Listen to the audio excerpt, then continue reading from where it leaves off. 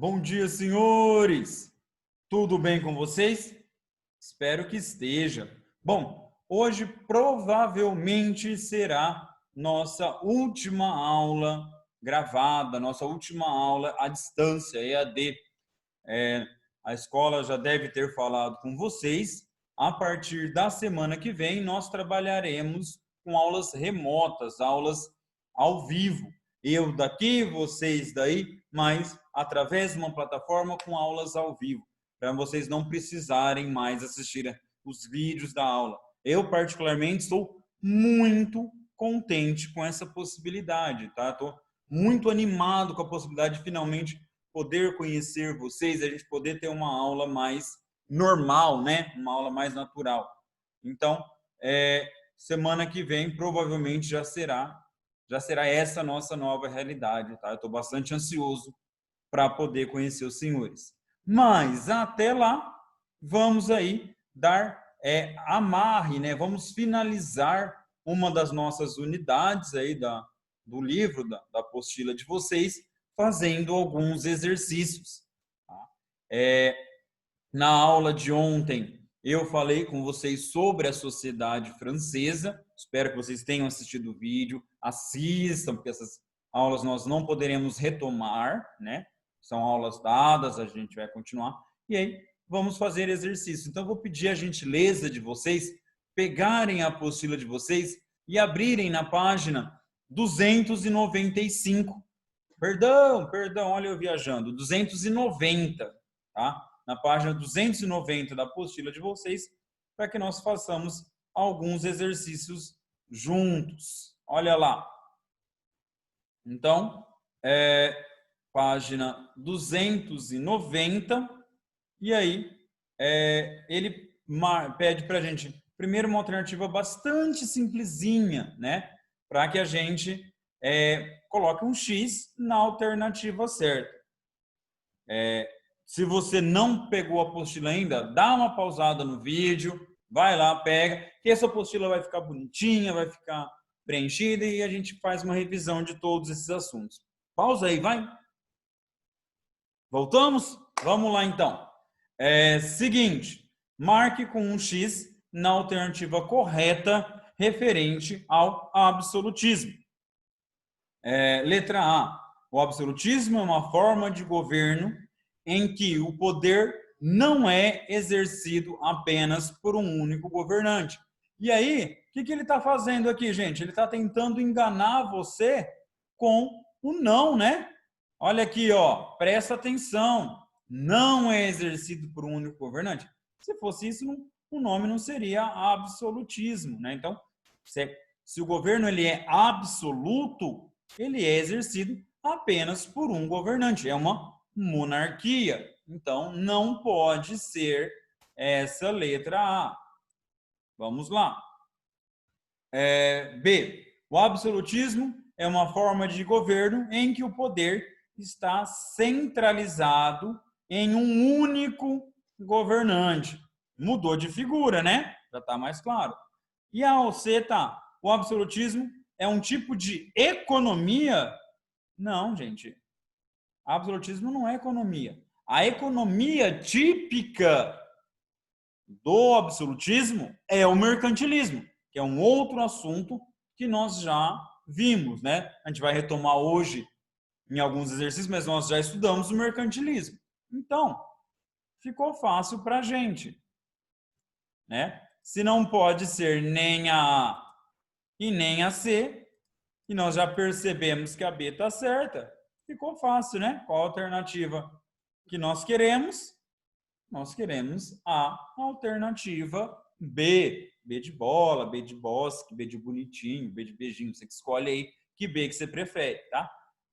Fácil, fácil, fácil. Sem problema, não dá nem para chorar dessa alternativa. Bom, a questão de número 2, ainda da página 290, nos diz: pinte de azul as informações referentes ao pensador Nicolau Maquiavel e de verde as referentes ao pensador Thomas Hobbes. Tá? Então vamos lendo, porque se eu for explicar antes, eu vou dar as informações aqui. Então, escreveu o Príncipe. Qual é o autor do Príncipe? Príncipe é Maquiavel. Então a gente pinta de azul. Criou um contrato social para frear as guerras e impôs um poder absoluto, a fim de punir os desobedientes. Qual dos dois autores vai falar do Leviatã, que vai dizer que o ser humano é o lobo, o homem é o lobo do homem, o homem se destruiria, então por causa disso a gente vai precisar de um contrato social, que nesse contrato social nós abrimos mão de parte da nossa liberdade em troca de segurança. Nós aceitamos a lei do governante em troca de segurança. Claramente, Thomas Hobbes, então a gente pinta de verdinho. Pinta mesmo, deixa sua apostila bonitinha, vai. Bom, acreditava na necessidade de garantir a segurança contra as potências estrangeiras, através de um governo centralizado. Quem falava de centralização aqui era o Nicolau Maquiavel. Por quê? Porque a Itália não era centralizada. A Itália não era um país ainda. Nós tínhamos vários paizinhos, vários principados na Itália. Por isso que ele vai falar que é importante a gente fazer a unificação. A próxima. Afirmou que o rei deveria ser amado por seus súditos. E se isso não ocorresse, seria melhor que fosse temido. Também Maquiavel, né? Esse é o mote maior, a ideia máxima do maquiavelismo se dá para ser amado, bom. Se não dá para ser amado, melhor que seja temido. E aí, escreveu Leviatã, ou Matéria, Forma, Poder de um Estado Eclesiástico e Civil, em 1651. O autor do Leviatã, é óbvio, é Thomas Hobbes, então pintamos de verde. Tá? Então, olhando na sua apostila, tem que ficar aí. Maquiavel, Hobbes, Maquiavel, Maquiavel, Hobbes. Tranquilo? Fácil, fácil, fácil. Sem problema. Tá? O exercício 3 dessa página 290 não dá para a gente fazer. Por quê? Porque ele está pedindo uma pesquisa de sua parte. E aí não dá para eu fazer a pesquisa para você. Não faria o menor sentido, né? Então vamos lá. Na página 291, só virar a apostila de vocês aí, nós temos um texto, tá? E aí, esse texto vai dizer, o comando da questão número 4 é leia o texto. Beleza, vamos ler. E em seguida responda as questões. Responderemos, vamos obedecer, somos bons e obedientes. O principal meio de troca é a moeda de metal precioso. E aí, metal precioso, ouro e prata, AG e AU. Graças a ela, é possível, sobretudo, comprar e vender. Daí resulta um nacionalismo econômico e uma espécie de perpétua guerra de dinheiro entre os estados. Cada qual procura realizar o comércio de balança favorável, a fim de atrair e guardar metal precioso. Faz-se isso, pois necessário proscrever as importações de objetos de luxo é preciso, com efeito, exportar o máximo e, de preferência, artigos fabricados. Gente, isso aqui é a característica do mercantilismo, e nós temos várias delas. O metalismo ou o bulionismo, através de manter metal precioso interno, manutenção da balança comercial favorável, também todas as características aí do mercantilismo. Então, qual é o assunto que trata o texto? O texto trata do mercantilismo. Lembrando, e aí anota isso aí, gente. Se for preciso, vai pausando para fazer uma anotação legal na sua apostila. O mercantilismo é uma forma política de se organizar a economia. Tá? Então, o texto está tratando sobre o mercantilismo. Não tenham preguiça, tá? Coloquem aí, o texto trata. Não coloca só a palavra mercantilismo, não. Sem preguiça, vocês podem fazer melhor. A letra B vai nos perguntar qual é o principal meio de troca da política econômica citada no texto? Como ele funcionava? Bom, o texto nos diz aqui, o principal meio de troca é a moeda de metal preciosa. Graças a ela, é possível comprar e vender. Logo, qual é o principal meio de troca? O principal meio de troca é a moeda, metal precioso, a ouro e a prata. Como ele funcionava? Através do comércio, né? Podia-se comprar e vender. Elementar, tá, gente? Essa questãozinha aqui não dá nem para dizer que tem dificuldade. Ela é só mesmo de você saber ler e interpretar o texto. Então vamos lá. A letra C diz: que tipo de balança comercial trata no texto? Quais suas características? Bom, quando a gente fala em balança comercial, essa imagem aqui tem que aparecer na mente de vocês, tá? Balança comercial, na balança eu vou colocar de um lado as importações e do outro as exportações. Na letra A, aí, que eu coloquei para vocês, tem muitas importações e poucas exportações.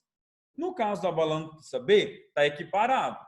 Importações e exportações. E na C, muitas exportações e poucas importações.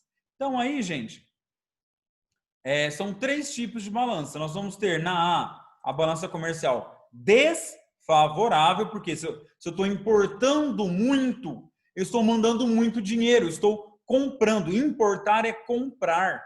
Exportar é vender. No caso da A, eu estou comprando muito e vendendo pouco. Tá? Então, isso não é muito bom, é desfavorável. No caso da B, nós temos uma balança neutra ou uma balança equilibrada. Eu estou comprando e vendendo a mesma quantidade.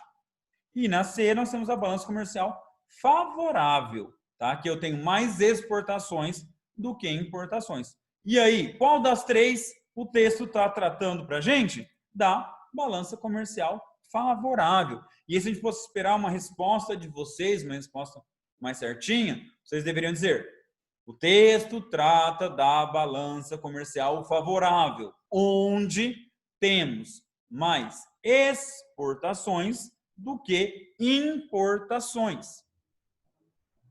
Pausa o vídeo, anota e depois continua. Letra D. Qual o resultado dessa prática segundo o texto? Gente, se ele está falando segundo o texto, nós temos que voltar lá no texto e ver o que ele diz. E o texto vai dizer que vai causar, segundo o texto, essa prática resultaria em um nacionalismo econômico e uma espécie de guerra comercial entre os países, uma guerra de dinheiro, ele vai dizer mais especificamente no texto, né? Tá? Então, tá aí, resolvemos essa questão de número 4, tá? Bom, e aí nós vamos ter a questão de número 5 ainda nessa página 291. O que ela diz para a gente? Explique a relação. Deixa eu só abaixar meu rosto aqui para vocês verem. Explique a relação entre a prática do mercantilismo e a expansão marítima europeia. Eu vou colocar já a resposta aqui para vocês. E aí eu vou explicar para vocês copiarem, tá? Bom, é simples. O mercantilismo, ele vai dizer que é melhor eu vender do que eu comprar. É melhor eu exportar do que eu importar. Mas, se todas as nações europeias estão querendo vender e ninguém quer comprar, como é que você sai disso? Com colônias. Então, você vai dominar áreas que ainda não estão no grande sistema capitalista. Áreas que não estão ainda no grande comércio, então elas não... Então, eu vou dominar, eu vou militarmente, eu vou entrar nesses países, igual o Brasil. Você já tem uma noção de como é que funciona a colonização brasileira. Os portugueses vieram aqui e mataram os índios que não aceitavam. E aí obrigou a gente a plantar cana-de-açúcar, vender para o Brasil a troco de faca, machado, espelho e contas, né? A gente vai ver isso com mais calma, mas você já tem essa ideia claramente na cabeça de vocês. Tá? Então, essa é a ideia. Então, olha a resposta que eu marquei para vocês. A prática do mercantilismo trouxe a necessidade da busca de novos produtos, mercados e metais preciosos. Para tanto, foi necessária a exploração de áreas ainda não haviam se inserido no grande sistema capitalista. Ok? Facinho, né, gente? Bom, agora nós vamos para onde? Lá para a página 295, tá? Bom, tá, eu não estou atrapalhando. Na página 295, vamos lá. Ele pergunta, explique a relação do primeiro-ministro Richelieu com o absolutismo francês. Vocês lembram na aula do absolutismo francês que eu falei bastante do cardeal Richelieu? O cardeal Richelieu, ele vai auxiliar o rei para conseguir o absolutismo. De que maneira? Ele vai criar algumas medidas que vão enfraquecer a nobreza, como, por exemplo, a unificação dos impostos. A partir do Richelieu, só o rei da França que cobra impostos. Não vai ter mais, igual era durante a Idade Média, cada senhor feudal cobra impostos localmente, no seu feudo. Isso enfraquece a nobreza e faz com que essa nobreza se torne dependente do Richelieu. Por quê? Ele vai dar empregos públicos, ele vai dar cargos. Então, o nobre que antes ganhava dinheiro cobrando impostos do seu povo, do povo ali da sua região, ele perde essa fonte de renda. E o cardeal vai dar emprego para ele. Emprego não trabalhar de verdade, tá, gente? É trabalho no governo, é ser funcionário público, não faria nada. Então, olha aí, ele enfraquece de um lado essa nobreza, tirando essa receita de impostos, e do outro lado, ele dá emprego. Ou seja, esse nobre ele pode se voltar contra o Richelieu e contra o rei? Não, senão ele perde o emprego. Tá? Ele perde a fonte de renda dele. Então, o Richelieu ele vai amarrando, tá? Ele vai enfraquecendo e aprisionando essa nobreza junto ao rei. Isso vai ampliando o poder do rei. Tá? Bem facinho essa questão também. Nada que nós já não houvéssemos trabalhado. Ainda na 195, nós temos... Lembrando, gente, se o vídeo está rápido, pausa, anota e volta. Nós temos uma questão bem facinha, tá? Complete a frase abaixo marcando o X na alternativa correta. A Guerra dos 100 Anos foi... Bom, nós já falamos da Guerra dos 100 Anos em outros vídeos. Se você não lembra, é só dar uma olhadinha na página 292 da sua apostila e ler lá, tá? Guerra dos 100 Anos. Letra A, foi uma batalha? Uma batalha? Como é que uma batalha duraria 100 anos? Não dá, né? 100 anos. Então já está errada. Letra B, um conjunto de batalhas entre franceses e ingleses pela sucessão do trono francês e pela conquista de territórios franceses. Parece legal, vamos ver a outra. Letra C, um conjunto de batalhas entre membros da nobreza e o rei francês pelo domínio do poder. Não, gente, nós já estudamos isso. Isso já está fácil para vocês. Vocês sabem que a Guerra dos 100 Anos foi entre franceses e ingleses, tá? Fácil, fácil, fácil. Lembrando também que nós já vimos isso, a Guerra dos 100 Anos dura 116 anos, ela não dura 100 anos. Fácil, fácil. Bom, agora nós precisamos aqui fazer uma correspondência entre os 3 estados franceses. Aula de ontem, tá? Não assistiu o vídeo? Vai e assiste. Isso vai ser importante até lá no 8º ano, tá? Então, é importante. Fazer a correspondência entre primeiro, segundo e terceiro estado. Nós vimos isso ontem, então vamos fazer. Grupo composto pelo povo francês, o único que pagava imposto. Nós sabemos que o único estado que pagava imposto era o terceiro estado. O primeiro e o segundo estado eram isentos. Tá?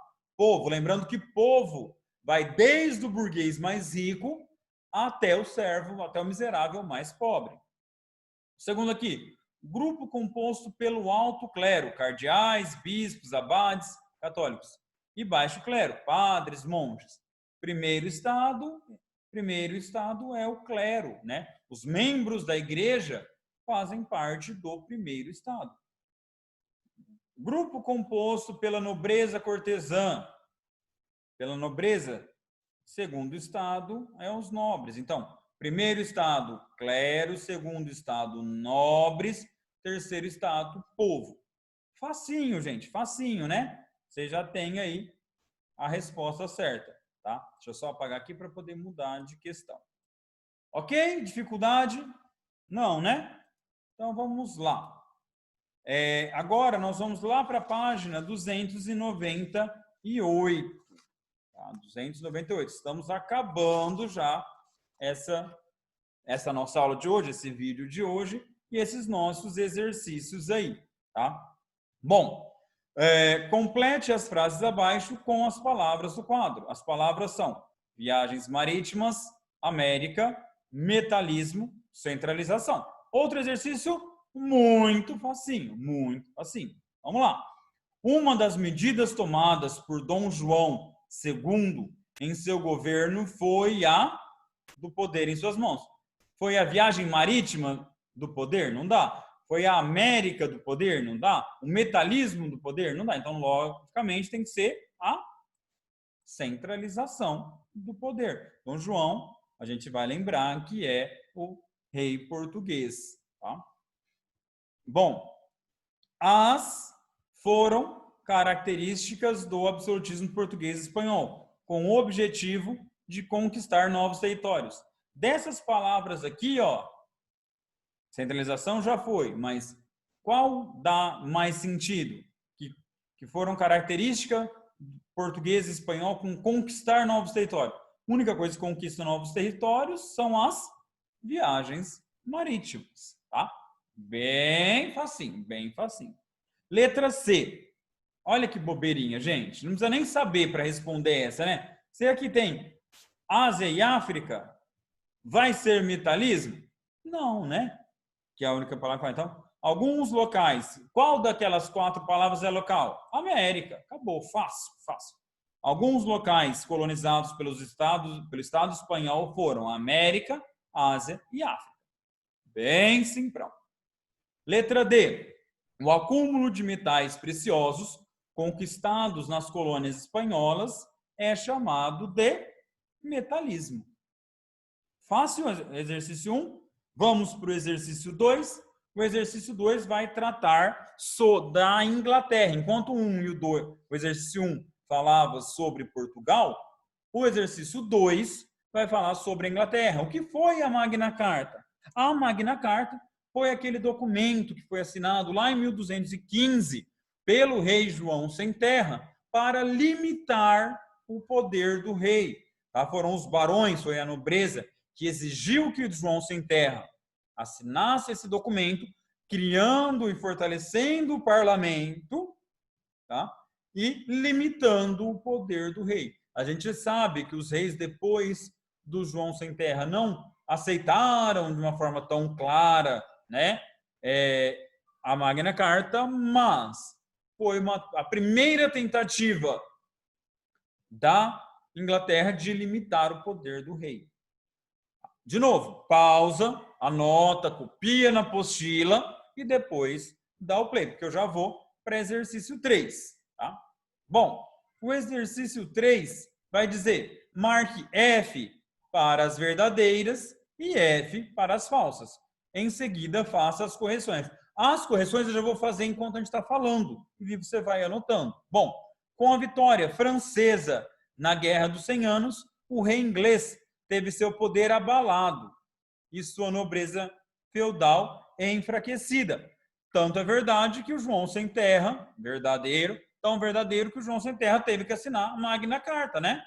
Ele foi obrigado a ter o poder limitado, por quê? Porque ele tinha perdido terras lá na França. Por isso que ele ficou conhecido como João Sem Terra. Bom, letra B. Com a ascensão de Henrique VII ao poder, a nobreza pôde estabelecer tropas particulares, cujo poder era distribuído entre seus membros. Ao contrário, uma das coisas que o Henrique VII fez depois de vencer a Guerra das Duas Rosas foi proibir que os nobres tivessem exércitos particulares. Só o rei poderia ter exércitos. Tá? Isso nós vimos na aula de absolutismo inglês. Tá? Volta lá Assiste de novo se você está em dúvida. Então, ó, como é que ficaria a forma correta?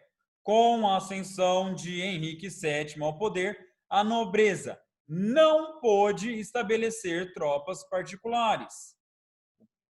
Tá? E aí você até pode apagar o cujo aqui, ok? Vamos lá, letra C. Uma característica do reinado de Henrique VIII foi a união entre os poderes da Igreja, do Estado e da Igreja Católica. Não, gente, nós vimos isso na aula sobre reforma. O Henrique VIII, ele vai criar a Igreja Anglicana e não Igreja Católica. Tá? Então, um jeito fácil da gente corrigir essa aqui seria tirar a palavra católica e colocar a palavra anglicana. Tá?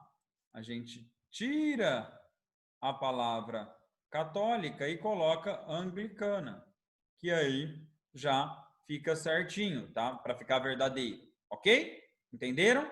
Sem problemas, né? Bem fácil.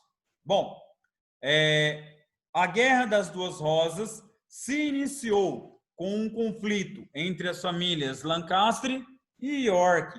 Verdadeiro, nós vimos isso, né? A Guerra das Duas Rosas, ela foi uma guerra de sucessão para ver quem é que ia suceder o rei da Inglaterra, que não tinha ficado sem, e aí as famílias Lancaster e York vão guerrear. Lancaster, a rosa vermelha, York, a rosa branca.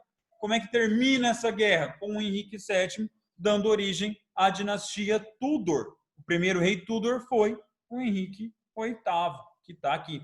Lembra que eu comentei com vocês que essa briga é que vai dar base para o George R. R. Martin escrever Game of Thrones. Tá?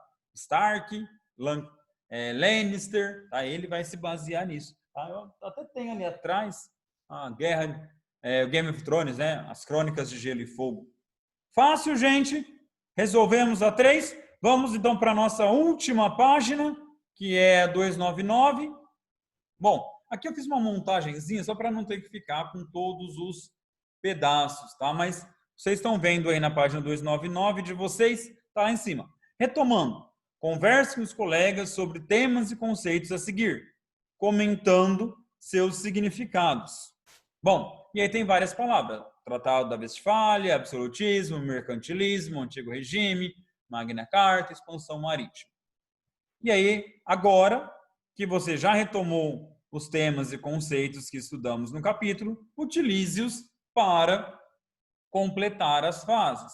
Tá? Então, vamos lá, já vamos fazer ou alguma coisa. Então, a gente já sabe que não pode ser Magna Carta, não pode ser expansão marítima. Tá? Por quê? É feminino, né? Seria a expansão, a Magna Carta. Então, sobra já esses 4. Trouxe profundas mudanças na vida cotidiana e na política.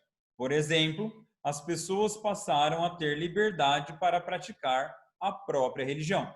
Lembra disso, gente? Lá na Guerra dos 30 Anos, o Tratado da Westfália, que garante na região de Flandres e no norte da Europa a liberdade religiosa, tá?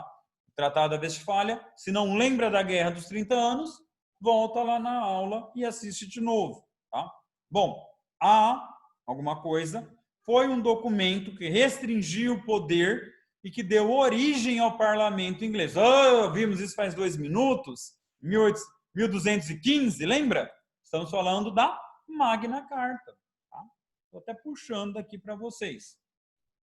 A política econômica que se desenvolveu na época moderna era o mercantilismo, com base na balança comercial favorável e no controle do mercado pelo Estado.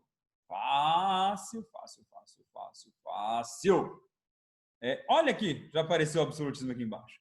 O absolutismo português favoreceu a expansão marítima, possibilitando a ampliação de seus territórios. A sociedade francesa do antigo regime era dividida em 3 estados. Primeiro estado, clero. Segundo estado, nobres. Terceiro estado, povo. E aí a última, o absolutismo, é um modo de governo em que o rei assume poderes totais sobre a nação. Bom, gente, eram esses exercícios que eu tinha para hoje, e aí nós encerramos esse módulo, nesse capítulo, e aí, provavelmente, na semana que vem, com aulas ao vivo, nós começamos o próximo módulo, não, o próximo capítulo, tá bom? Grande abraço para vocês e adeus!